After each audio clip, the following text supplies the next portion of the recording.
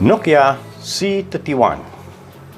The phone was launched on 1st September 2022.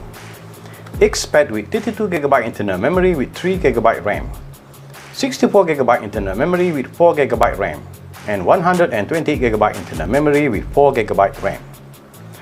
The phone runs Android 12 and powered by Unisoc SC9863A chipset. It's powered by 5000 mAh battery.